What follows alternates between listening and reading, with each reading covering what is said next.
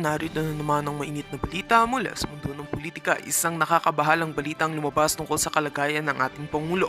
Ang mga findings tungkol sa kalusugan ni President Coutinho ng Norte Jr. ay naipaalam na at nagdulot ito ng matinding pangamba sa buong bansa. May mga ulat na nagsasabing ang Pangulo ay posibleng nilason kaya't nagdulot ng takot at kalituhan sa mga miyembro ng kanyang pamilya pati na rin sa buong sambayanan. Ano nga ba ang mga detalye ng insidenteng ito? Ayon sa mga eksperto, ang mga sintomas na naranasan ni President Marcos ay may maipapaliwanag at hindi tugma sa karaniwang sakit. Isinasagawa ngayon ang mga malalimang pagsusuri upang matukoy ang sanhi ng kalagayan. Habang iniimbestigan nito, may mga saksing nagsasabing may mga hindi kilalang elemento na maaaring naglagay sa Pangulo sa alanganin. Sa kabila ng mga espekulasyon, nananatiling tahimik ang palasyo ukol sa tunay na sanhi ng kanyang kondisyon. Samantala, ang asawa ng Pangulo, si First Lady Lizata Nasmags, ay nagpaulat na labis na naguluhan at nataranta matapos madinig ang mga resulta ng pagsusuri sa kalusugan ng kanyang asawa. Ayon sa ilang malalapit na kaibigan ng pamilya, tila hindi pa rin makapaniwala si Liza Smags sa mga pangyayari. Malaki ang kanyang pansinin sa ngayon, hindi lamang bilang asawa ng Pangulo kundi bilang ina at isang leader ng bansa. Bilang tugon sa mga pangyayari, agad na nagbigay ng pahayag ang ilang miyembro ng administrasyon. Ayon sa kanila, ang kalusugan ni President Marcos ay patuloy na minomonitor at hindi nakaranas ng anumang seryosong komplikasyon. Gayunpaman, nagpatuloy ang mga haka-haka at mga tanong mula sa publiko patungkol sa kung sino ang maaaring may pakana ng insidente. Ang mga investigador ay nagsabing lahat ng anggulo ay kanilang tinitignan. Patuloy ang mga kaganapan na tumaasa ang buong bansa na magkakaroon ng kaliwanagan ukol sa kalagayan ng Pangulo. Ang mga opisyal na pahayag mula sa palasyo ay inaasahan upang mapawi ang mga pangambang bumabalot sa publiko. Sa kabila ng mga lingaw-ngaw, ang mga Pilipino ay nagkakaisa sa pagdarasal para sa mabilis na paggaling ni President Marcos at pagtukoy sa mga may sala kung ito man ay isang malupit na krimen. At yan nga ang mga balitang ating pagkakatutukan, at kung bago ka pa lamang sa aking channel ay huwag kakalimutang mag-like, share and subscribe para updated ka sa aming mga bagong balita dito sa Tatak Pinas.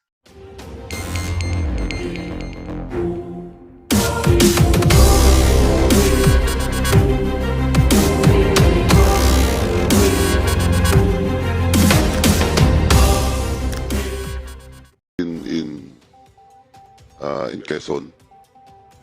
But with regards to this committee in the House, Mr. Chairman, they have violated our internal rules. Our rules in contempt, letter F or paragraph F, undue interference during committee hearings and inquiry in aid of legislation. Kaya kahit, Mr. Chairman, kahit makalabas na makapag-bail, ako, I will not hesitate to move, Mr. Chairman, to cite it in contempt. That is undue interference. Hindi lang simpleng tinakot nila yung witness. That's an insult to this institution. Wala silang pakundangan. Kaya, Mr. Chairman, of course, we have to invite them, but sabi ko na nga, malamang baka makapag-bail. Pag makapag-bail, Mr. Chairman, dapat pumunta sila dito. And I will personally move to cite in contempt or undue interference at the very least, Mr. Chairman, because letter F is just 10 days of detention, maximum 10 days. Thank you, Mr. Chairman. What is the case filed against them? Unjust vexation, threat, intimidation, what? Ang ipinal po namin kaso, sir, ay una po yung violation of domicile, grave threat po, sir, and unjust vexation. Lahat yan, available.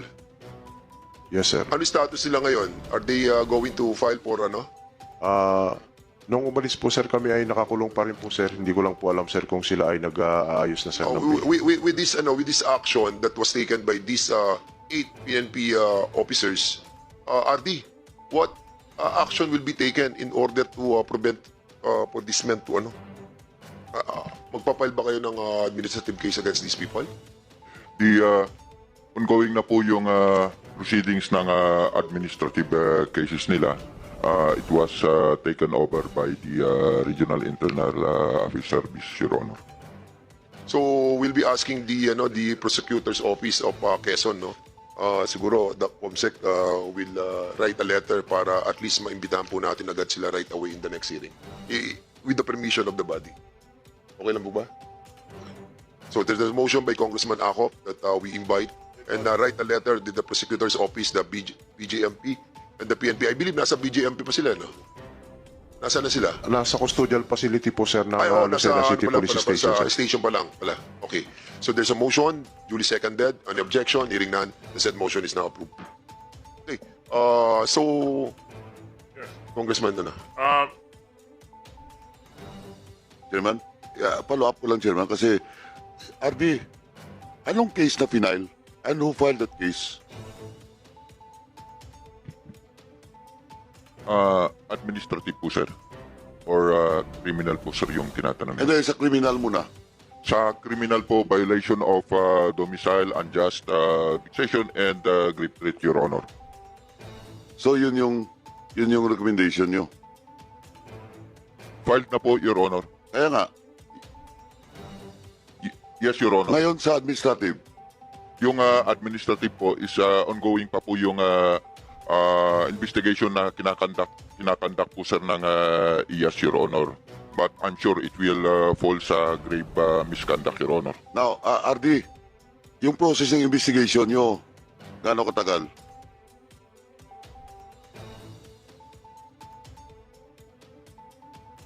Pwede ba ito sa hearing? Your Honor, 103 days po ang process ng IAS, Your Honor. At the maximum, max yan. Yes, Your Honor. Oh, can you do it? Little bit shorter? Baka pwede sa hearing ito? We'll be conducting case conference every now and then, Your Honor, para matapos kagad itong case na ito, Your Honor. Napolcom. Ano pong posisyon ng Napolcom dito? Your Honor, we have just received all the necessary document to proceed with the investigation, Your Honor. Once we get to conduct the initial, sir, we will give you an update. Pakitutok na lang po, Napolcom. No? RD, that's 103 days, tama? As mentioned, 103 days. Yes, Your Honor. That's the maximum, di ba? So, kaya niyo bang peksiin, pabilisin to? Yes, Your Honor. We will do that, Your Honor. Thank you. Ano ba yung pinaka-highest na posisyon? Kapitan po, Your Honor. Kapitan. Police Captain. So, kapitan sa level na lang ng RD, di ba? Yes, Your Honor. Ayop, RD, gawa natin to na mabilis. No? We'll But do of that, course, Your Honor. due process will be accorded to them. Pero ang sinasabi ko lang, justice delayed, justice denied. Yes, Your Honor. Thank you, Mr. Chairman. Mr. Chair. Mr. Chair. Yes, Congressman Busita, you are recognized. Mr. Chair, ito po kasing cases nila available lahat. Pwede po bang malaman, Mr. Chair, sa RD, General Locas, ito po bang mga ito ay after na mag-file sila ng bail, balak po ba ninyong i-assign ang mga ito sa Admin Holding Center? An order has been issued last Friday assigning them to holding center sa province, Your Honor. And ngayong araw po na ito ginagawa na rin po yung order reassigning these personnel to the regional holding center, Your Honor, unit, Your Honor. Okay, thank you, Mr. Chair. Napolcom,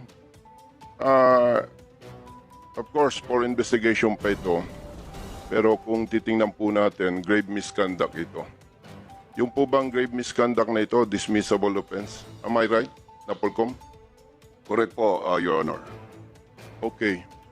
Mr. Chair, medyo shortcut natin.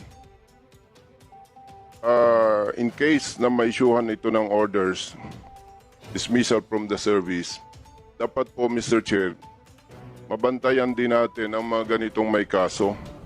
Kasi po, sometimes there are personnel na pag na-dismiss after few months or year, mag-a-appeal, babalik sa service, ma-reassign sa ibang assignment. So parang nagiging laruan na lang po yung ating sistema. Katulad po ng nabanggit ng ibang honorable congressmen, pati yung Kongreso hinaharas na ng mga ito no? Imagine, ongoing yung investigation, tapos ang lalakas ng loob nilang gawin yan. So, napakaganda, Mr. Chair, na ma-invite po sila for the next hearing dahil hindi naman natin pinagtatanggol ang mga pulis na ito. Imposible na walang nag-utos po dito, Mr. Chair. Maraming salamat po.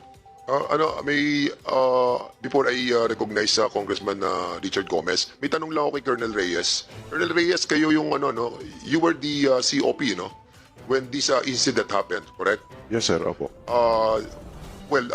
Prior to you were relieved after the incident happened, correct? Yes, sir. Opo. And you apprehended these 8 personalities. Yes, sir. Yung kasama ko po. Ang naging arresting officer po, sir, ay yung ating dalawang investigator, sir. So, sinong mga investigator ang nakahuli sa kanila? Si Apolli. Yes, sir. Apolli and Police Corporal Norman Guerra po, sir. you were able to talk to these people. Along the apprehension, nakausap niyo sila. Yes, sir. Opo. Were you able to ask them why? Yes, sir. Bakit sila sumugod sa bahay na yon? Colonel Reyes, go ahead. Yes, sir. Bakit daw? So, sir, pwede ko pang basahin, sir, yung aking nasa notes na. Mahaba ba yan? Maiksi lang naman po, sir. Pero ito, sir, yung sir, Sige. nung 5:03, sir, ng madaling araw, sir, ay nakatanggap po, sir, ako ng tawag mula kay SMS Piñera na di umano nga, sir, ay pinasok po ang bahay ni Ma'am Renalyn na atin nga pong witness sa congressional hearing ng mga armadong kalalakihan. And then, nung 5:04 po, sir, ay inutusan ko po, sir, ang Tactical Operations Center natin na i-dispatch ang substation ng Salinas at SWAT na magresponde sa Barangay Ransuhan. Kasabay na rin po, sir, ako nung pag-alis ko, sir, ng police station.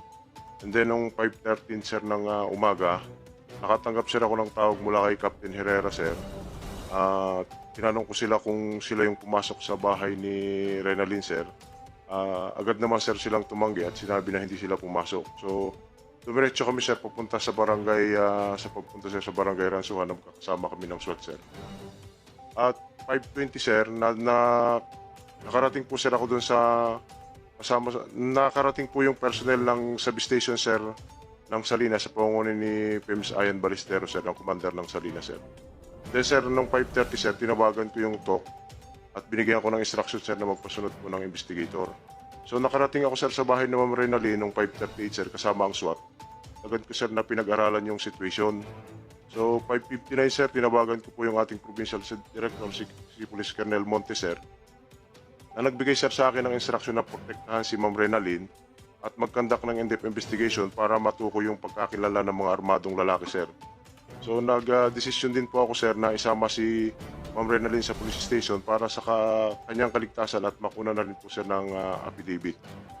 So, nang 6:43, sir, nang makarating kami sa police station, sir, kasama si Ma'am Renalyn, sir, na sinamahan din po, sir, ni dating kagawad Armando Padiron, sir, at nagpila po siya ng incident report form, sir. Noong 8 o'clock, sir, in-interview na po, sir, siya ng ating IOC na si Police Corporal Norman Guerra, sir. At ako, sir, ay inimpormahan ni IOC, sir, na ang posibleng mga armadong kalalakihan na pumasok sa bahay ni Ma'am Renalyn, sir, ay ang ating Station Drug Enforcement Team sa pamumuno po ni Police Captain Herrera. So, at 8:10, sir, ininformahan ko yung ating PD, sir, na naging resulta ng pag-uusap namin ng IOC at nagbigay ng instruction, sir, na hulihin ng DET personnel kung makikitaan pa ng probable cause na sila nga yung pumasok sa bahay ni Ma'am Renalyn.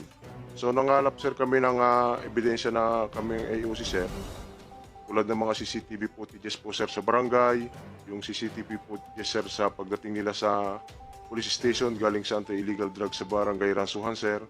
And then, noong 8:44, sir, nagpasa kami ng short messaging system namin, sir, o yung ang IOC ko, sir, pupunta ng Tactical Operations Center. Agad din naman, sir, ipinasa sa akin at saka sa pitok, sir, at nakitaan na ng probable cause ng armadong pumasok sa bahay ni Ma'am Renalyn, sir, ay ang SDET, sir.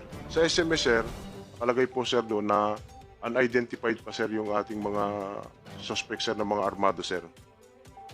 So, nung nakitaan na, sir, namin ng probable cause, sir, agad po namin pinaresto ko na nga po, sir, sa ating investigator, yung walang personnel, sir, at pinaturnover ko, sir, yung kanilang mga firearms sa station accountable officer, sir. Okay, so yung ganun yun, merong operation, drug operation. Yes po, sir. And in accordance to their operation during that time, hindi kasama to. Kasi sir, sa pagtatanong ko sila sir, sinasabi nila na court daw po sir si Jonathan. So kaya nga po sir ako... Ano? May PIDEA coordination sir na ang nakalagay po sir ay si Christian Salcedo with cohort sir. So sinasabi nila sa akin sir na si Jonathan ay siya yung cohort sir. All of the sudden naman, sa middle of the investigation, after 2 days, in-identified agad si Jonathan bilang cohorts doon sa drug operation. So kaya sir, Sino nagsabi nun? si Police Captain Herrera sir. Kaya nga po sir ako ay... So nilink na niya agad yung si Jonathan Yes sir. para at least ma-justify nila yung kanilang gagawin. So If I may, Congressman. first question. So, ang sinasabi nyo, Hepe, ang basis ng operation ay by bus, correct? yes po sir, yun po yung sinabi nila sir sa akin. Ano pong address ang nakasulat doon sa by bus? Barangay Ransuhan po sir. Bahay po ba ni Renalyn ang nakasulat doon? So, sir, wala pong nakalagay na kung bahay po ni Renalyn, sir, kundi po kay Christian Salcedo, sir, and cohort, sir. Yun po nakalagay sa PIDEA coordination, sir. Hindi, kasi kung... Paano ko magkoconduct ng by bus kung walang address? Kasi kung magba-by bus ka at walang address, eh di maski sinong bahay na lang pwede mong pasukan. Kung yun ang basihan ninyo. If I may, Congressman, interjection lang, maliit lang. Yes. Ikaw ang happy doon during that time, di ba? Yes po, sir. Did you order the operation during that time? No, sir. Pero alam ko lang po yung... Bakit sila nag-operate without your knowledge? Hindi, sir. Ang sabi niyo po, sir, ay order eh. Hindi, I pero mean, yung may operation... Wait. Di ba, bago mag-operate ang mga tao natin, meron tayong knowledge about it, correct? Yes, sir. Opo, sir. So, yung operation nila doon sa bahay ni Renalyn, hindi mo alam. Yes, sir. Kasi po, sir, ang sinabi, sir, sa akin ay sa barangay Ransuhan, sir, and with alias Ata, sir. O, so hindi identified yung si Jonathan doon sa bahay. Kanina sinasabi mo kasi yung Jonathan sinama nila. Yes, sir. Opo. Doon sa protocol na sinasabi natin, may protocol, mamaya i-discuss sa inyo ni Congressman Akop, there is a certain protocol that you have to follow. Yes, sir. Ha? Yun, sir, kasi po yung sinabi, sir, sa akin ng itong ating, sir, itong ating mga station drug enforcement team, sir. Kasi lumalabas kung hindi kasama yung area yun na para sa drug operation, bakit isinama nila? Yes po, sir. Diba? And you should be responsible for this, Sepe, ha? And that's the reason why you were relieved. Dahil lahat ng operation dapat alam mo. Yes, sir. Command responsibility yan. Yes, sir. At hindi ka makakaiwas sa administrative case that will be filed against you by NAPOLCOM and by IAS. If ever that magsimula na yung kaso na yan. Sige, Congressman, Congressman Richard Gomez, you are now recognized. Thank you, Mr. Chair. Tatanong ko lang kay Hepe, no? Anong pangalan niya, Mr. Chair? Colonel Reyes, Yes, sir. di ba kayo lahat ng mga polis, pag meron kayong ginagawang operation, meron kayong co-plan? Sir, sa drug operation po, sir, Oh. wala po, sir. Meron din. Case operation plan, humingi nga kayo ng budget sa mayor, eh.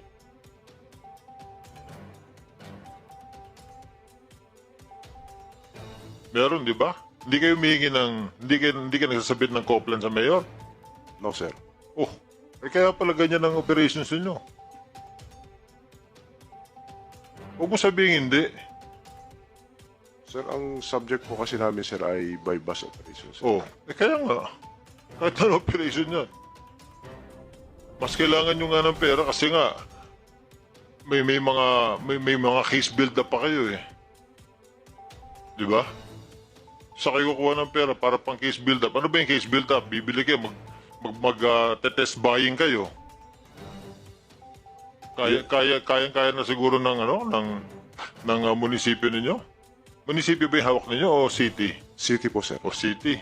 O lalo na, hindi kayo humihingi ng hindi kayo nagsasubmit ng co-plan? No, sir. Kaya pala ganun ang operations ninyo eh. Kami, mga mayor kami.